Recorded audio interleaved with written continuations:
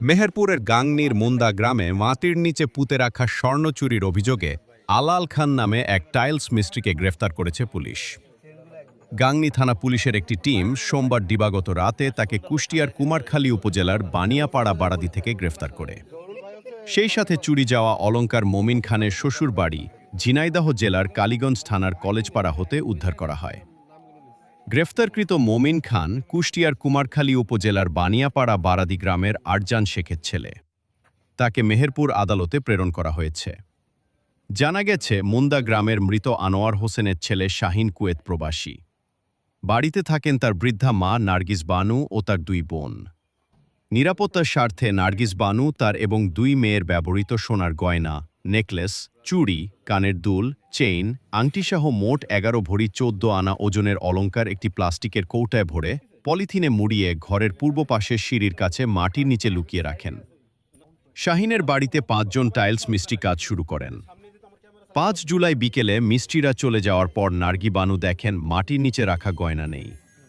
বিষয়টি ছেলেকে জানালে তিনি বাড়ির সিসি ক্যামেরার ফুটেজ দেখে জানতে পারেন কাজ করার সময় এক মিস্ত্রি মাটি খুঁড়ে গয়না পেয়ে আরেকজনকে দেন, এরপর দুজন মিলে তা নিয়ে সটকে পড়েন। ফুটেজ দেখে স্থানীয়রা কুষ্টিয়ার কুমারখালীর মমিন খান ও আলালকে শনাক্ত করেন। এ ব্যাপারে নার্গিস বানু গাংনী থানায় একটি মামলা দায়ের করেন।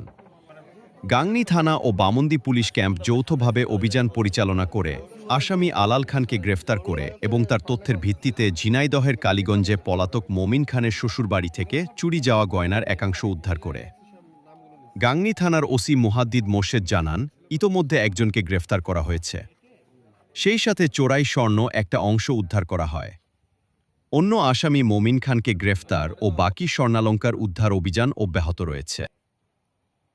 তো 5 জুলাই 2026 আমাদের বামন্দি এলাকার মন্দির গ্রামে এলাকায় একটি বসত বাড়ি থেকে 5 জন টাইলস মিস্ত্রি কাজ করার সময় তাদের মধ্যে 2 জন ব্যক্তি যোগসাজশ করে উক্ত বাসার বারান্দায় মাটির নিচে পুঁতে রাখা অনুমান 11 ভরি 14 আনা গয়না, যার বাজার মূল্য আনুমানিক 30 লক্ষ টাকা তারা যোগসাজশ করে নিয়ে পালিয়ে যায়। তো উক্ত সংবাদটি পাওয়ার পরে আমি, আমার থানার টিম, আমি নিজে, আমার তদন্ত এবং আমার সেকেন্ড অফিসার সহকারী একটি টিম উক্ত বাড়ির বিভিন্ন সিসি ফুটেজগুলো আমরা পর্যালোচনা করে নিশ্চিত হই যে কোন 2 জন ব্যক্তি এটির সাথে জড়িত। তো আমরা উক্ত দিন 4 জনকে আমাদের হেফাজতে নিই, 3 জনকে জিজ্ঞাসাবাদের জন্য রাখি এবং একজনকে সাথে করে আমরা কুষ্টিয়া জেলার কুমারখালী থানা এলাকায় আমরা একটা অভিযান পরিচালনা করে মূল যে সাসপেক্ট আমাদের যে মমিন, তার একটি সেকেন্ড কন্ট্যাক্টকে উদ্ধার করি। এর মাঝখানে আপনাকে বলে রাখি, মমিন একটি ধূর্ত প্রকৃতির অপরাধী। সে এর আগেও পুলিশের বিভিন্ন মামলায় অ্যারেস্ট হয়েছিল বিভিন্ন অভিযোগের ভিত্তিতে। তো সে মোবাইল ইউজ করে না, সে নিজেকে পুলিশের হাত থেকে সেভ করার জন্য কোনো প্রকার ডিভাইস ইউজ করে না। তো তাকে পাওয়াটা আমাদের জন্য খুব একটা চ্যালেঞ্জের ব্যাপার ছিল। তো আমরা যে একটা গোপন তথ্য পেয়েছিলাম যে কুমারখালী থানা এলাকায় একটা বন্ধু তার আছে, যে তার ঝিনাইদহ তার শ্বশুর বাড়িটা চিনে এবং সে সেখানে ঝিনাইদহতে শ্বশুর বাড়িতে অবস্থান করছে বলে আমরা একটা প্রাথমিক সূত্র পাই। সেটার আলোকে আমরা গতকালকে মাঝরাতে ভোর 4টার দিকে আমার টিম এবং বামন্দি ক্যাম্প থেকে একটি টিম সহকারে আমি প্রথমে কুষ্টিয়া, সেখান থেকে ওই সেকেন্ড কন্ট্যাক্টে পাওয়ার পরে পরবর্তীতে ঝিনাইদহ জেলার কালীগঞ্জ থানাধীন কলেজপাড়া এলাকায় দিনভর অভিযান করতে হয়েছে। কারণ আপনাদেরকে আগেই বলেছি তার কোনো মোবাইল ডিভাইস ছিল না।